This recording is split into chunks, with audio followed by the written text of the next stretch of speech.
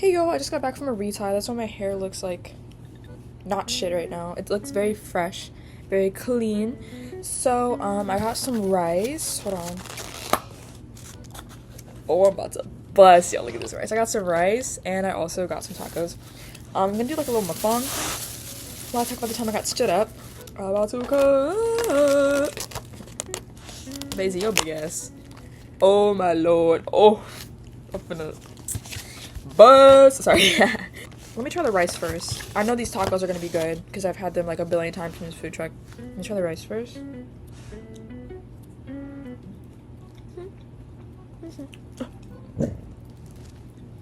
So good. Okay, guys, what do people do in these mukbangs? Damn, this looks good. First bite. Psych.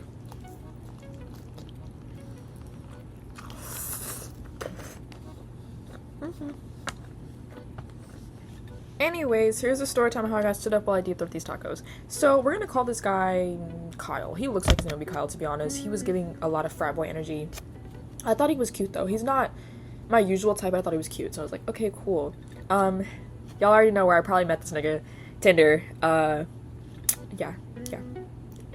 This happened, I wanna say, late September, early October, before I met another individual who shall not be named.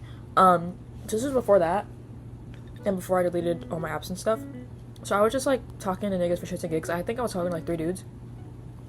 At one point, I didn't find any of them interesting enough to like actually want to like pursue them romantically. I was just having funsies, you know. So I matched with him, and then we started talking. Is that sauce on my nose? Damn, dude, I'm just greedy. I'm gonna say we talked for like a good week before he asked me on a date. He asked me. We're gonna preface that again. He asked me. Okay, that's why this is really annoying. Cause like I wasn't even on your dick like that. Like you were on my dick. What do you mean you stood me up? What? Oh, this was so bust, y'all. I'm finna cry. And nut. Okay, yeah.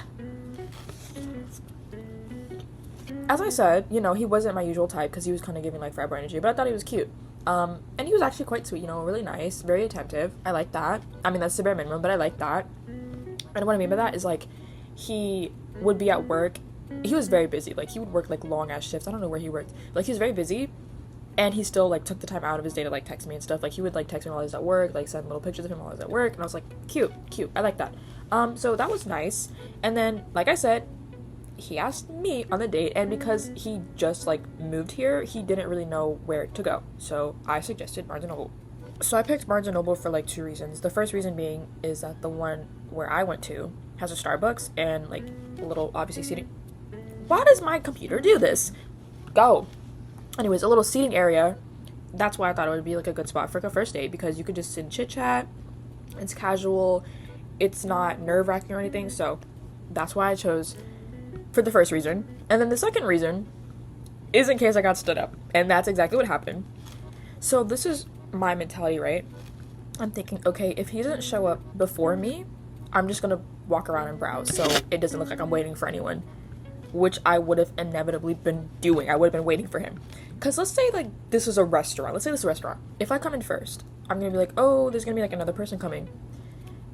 They're gonna expect another person to come, and then they're gonna keep, you know, going up to you asking when that person's gonna show up, and then it's gonna be blatantly obvious you got stood up, and I didn't feel like dealing with that. So in case he didn't show up, I was just gonna browse, which is exactly what happened. So the original plan was to go, I think at like either 11 or 12, I don't remember, but either way, 11 or 12, we were supposed to meet up and chit chat. The day of, he's like, hey, I have to do something for my parents before I can leave, can we push this back like an hour? I don't remember if it was like 11 or 12, so it was either at 11 and got pushed to 12, or was at 12 and got pushed to 1. I'm going to say it was at 12 and got pushed to 1. And I was like, okay, cool, no worries. Like I said in another video, I was a very, very understanding person at the time. I was very patient, like I was giving people benefits of the doubts.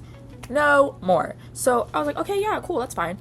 Even though in the back of my head I'm like, you're a grown man, you're 18. What do you mean you have to do something for your parents before you can leave? It's not like he was in high school, because this is happening while I'm in college. So it's like, you're not in high school and you're 18 and you have to do something for your parents before you can leave. I know everyone's household is different, but even like with my parents and them being sort of strict, I don't even have to do anything like that. So I was like, okay, it's a bit odd, but like I said, everyone's household and lifestyles are different.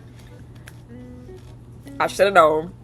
I should have known. Not only that, his parents, I believe, were kind of like mine with like asking where this place is, trying to see more about the person that he's gonna go out with. I've never seen that before, at least not with like any guys I've talked to. I've never seen that before where like they had to inform their parents of where they were going in terms of like me, because usually I have to do that.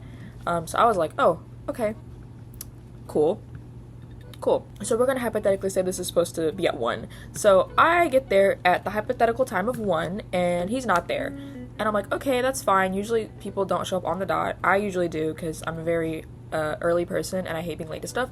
So I was like, cool. And then I texted him saying, hey, I'm here. Like, let me know if you're almost here on the way. No response. And I'm like, all right, cool. Like I said, I don't know what's going on yet. He could totally be almost here. I went inside and I started to look around, look at the manga section, look at the little trinkets, and just kept walking around the store. I think about maybe 30 minutes have passed at this point, and I'm like, so where is this guy? I text him again. Hey, are you at least on the way? Like, this is kind of annoying. Well, I didn't say this is annoying, but I was like, hey, like, are you on the way? I don't know what's going on. No response. Mind you, he hasn't even opened or looked at the first message I sent. So at that point, I'm like, I think a bitch is about to get stood up. So after some time, I'm like, if you don't show up by 2, I'm leaving. Guess what happened? He didn't show up by 2. So I booked it out that bitch. I'm like, all right, whatever. I did get some manga, and I did get a little Kirby trinket, and then I got my ass out of there. I posted it to my close friend's story, but like, guys, I got set up today. Everybody was like genuinely more pissed off than I was. Honestly, I wasn't even pissed off. I was just like, damn, okay. Like, it was kind of funny to me, and just kind of summed up my love life as a whole of how like shitty it is. I was like, okay, whatever. So I did a little haul on my story and called it a day.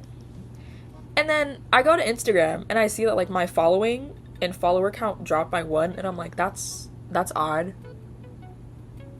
And then I go and I click on his profile. This nigga unfollowed me and removed me as a follower. So not only did I get stood up, I got ghosted on the same day. He didn't even have the balls to apologize or explain himself. He just unfollowed me, removed me as a follower, and just stopped talking. And I'm like, okay, cool.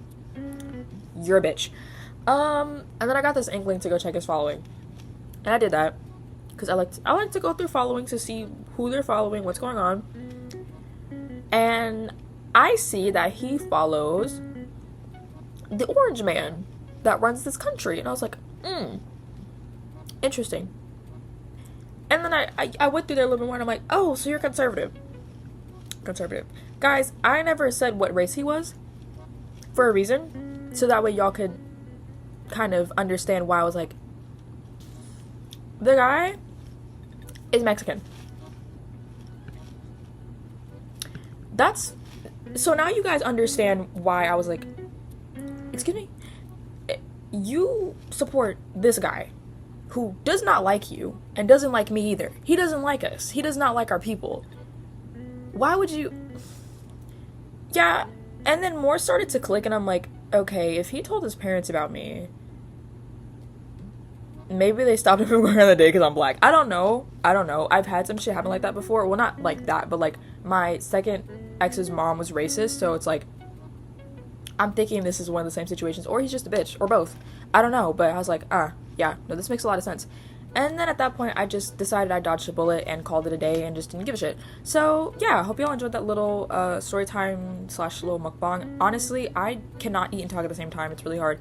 I don't know how people do it, but let me know if you want a story time on my second ex. I have so many damn story times, y'all. Please, let me know if you want to see that. Anyways, bye guys.